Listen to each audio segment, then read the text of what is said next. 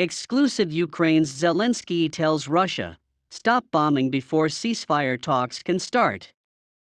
Ukrainian President Volodymyr Zelensky said on Tuesday Russia must stop bombing Ukrainian cities before meaningful talks on a ceasefire could start, as a first round of negotiations this week had yielded scant progress. Speaking in an interview in a heavily guarded government compound, Zelensky urged NATO members to impose a no-fly zone to stop the Russian Air Force, saying this would be a preventative measure and not meant to drag the alliance into war with Russia. Zelensky, who has refused offers to leave the Ukrainian capital as Russian forces advanced, also said Ukraine would demand legally binding security guarantees if NATO shut the door on Ukraine's membership prospects.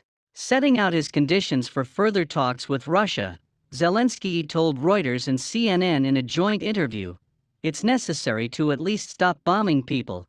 Just stop the bombing and then sit down at the negotiating table." Just as he was speaking, news emerged that a Russian missile had struck a TV tower in the Ukrainian capital. Earlier on Tuesday, missiles struck the heart of the eastern city of Kharkiv.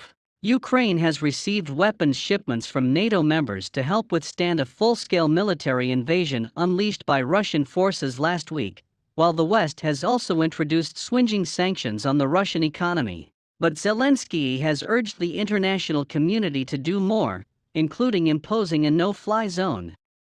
He said, however, that U.S. President Joe Biden had personally conveyed to him that now was not the time to introduce such a measure.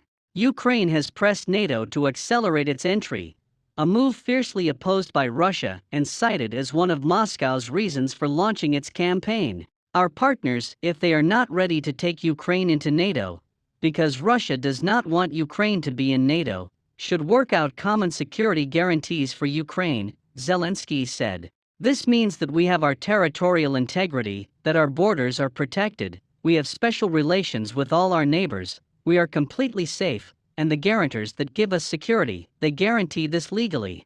Zelensky, 44, was unshaven and wore a simple khaki t-shirt, trousers and combat boots for the interview, which took place in a government compound, heavily guarded by the military.